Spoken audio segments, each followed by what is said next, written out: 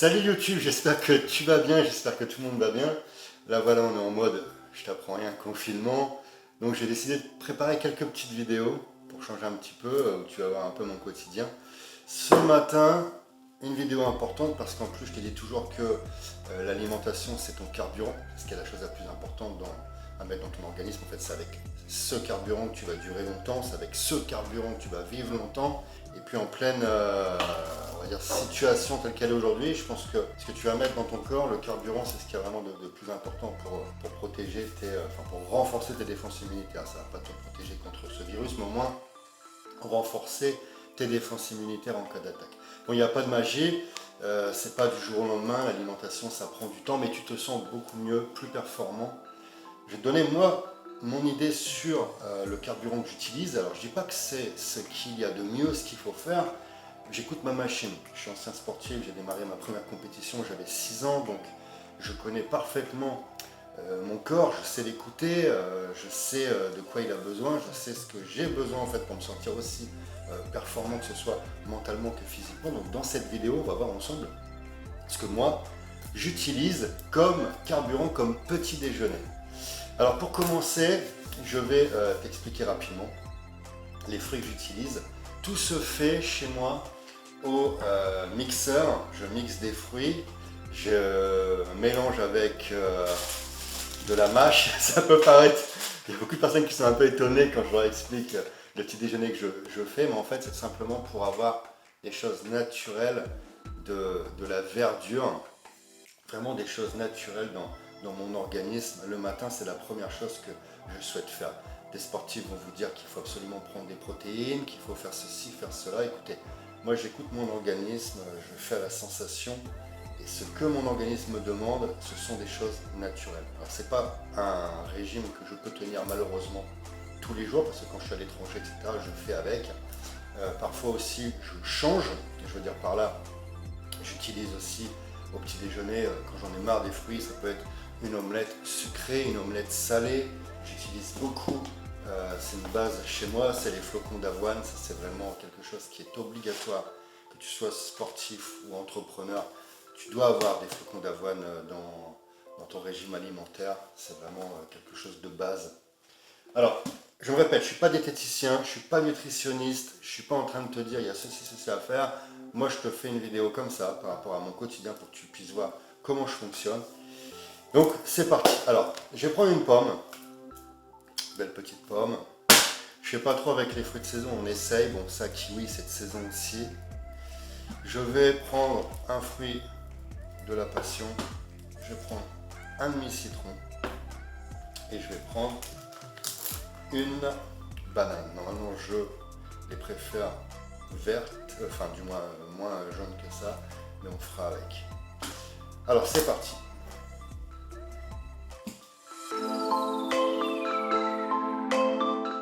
Alors je coupe les fruits en morceaux parce que ça va mieux dans le shaker, tout simplement, enfin dans le mixeur, dans le robot on va dire, je sais pas comment on appelle ça. Et je laisse toujours un morceau que je vais couper en petites lamelles, de quoi faire croquer un petit peu, que je mettrai à la fin. Pourquoi je fais ça? C'est tout simplement parce qu'on a besoin d'enzymes digestives, en fait, on a besoin de mâcher pour faciliter la digestion. Et si vous avalez tout simplement, c'est cette chose que je faisais avant, j'avalais directement le shaker, ça peut paraître un petit peu lourd. Ça peut sembler un petit peu lourd. Alors un autre point aussi, avant je faisais la même chose et j'y ajoutais de la protéine à l'intérieur. Si vous êtes sportif, vous pouvez ajouter votre dose de protéines. Alors pourquoi je ne mets plus de protéines? Parce qu'il y a quelques années, je me suis rendu, j'ai quitté la salle de sport, je me suis rendu à Bali. Et puis à Bali, j'ai fait un nettoyage. Un nettoyage, c'est-à-dire j'ai fait un jeûne de plusieurs jours et je me suis nettoyé avec des plantes, etc. Et j'étais complètement encrassé dans mon organisme. J'ai vraiment nettoyé, c'était encrassé.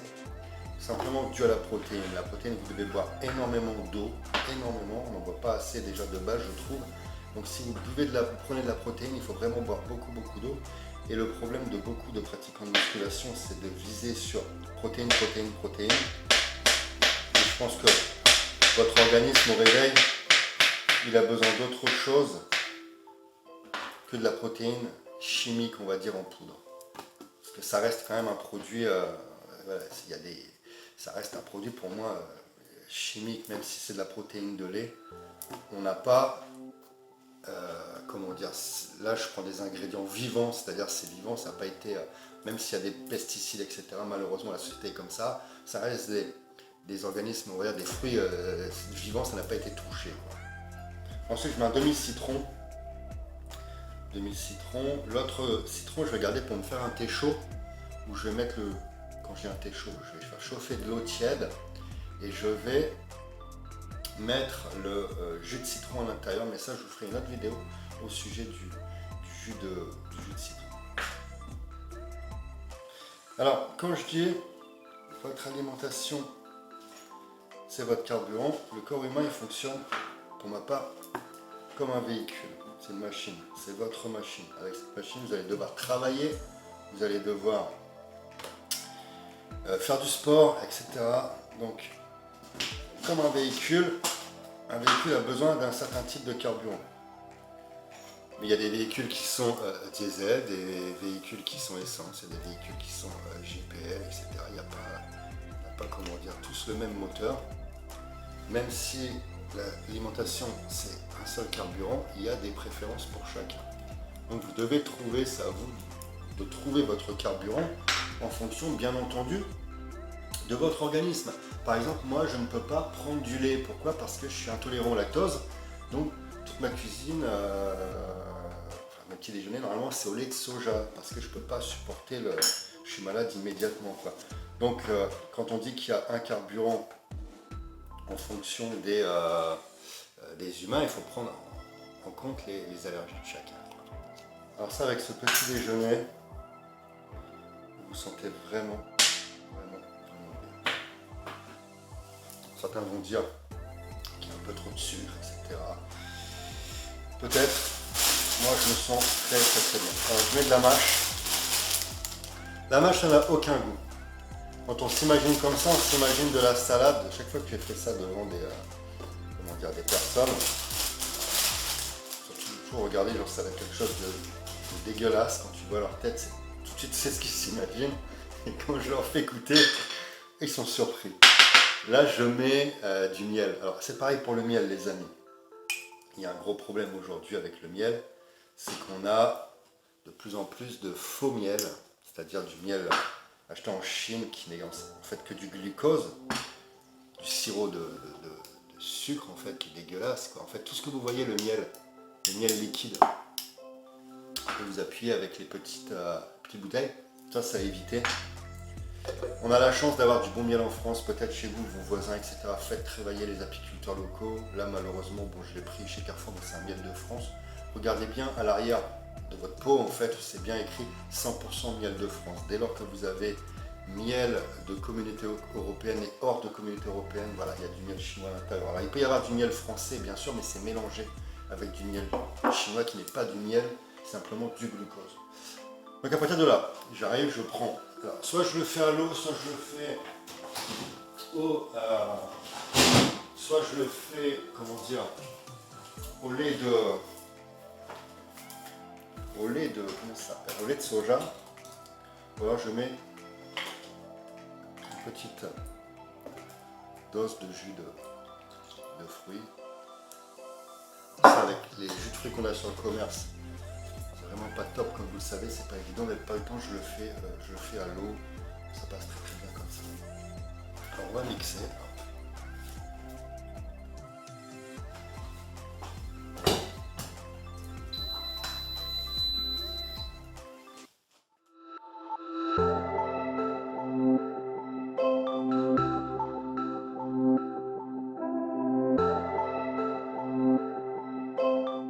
Donc voilà les amis, je vais prendre tranquillement mon petit déjeuner.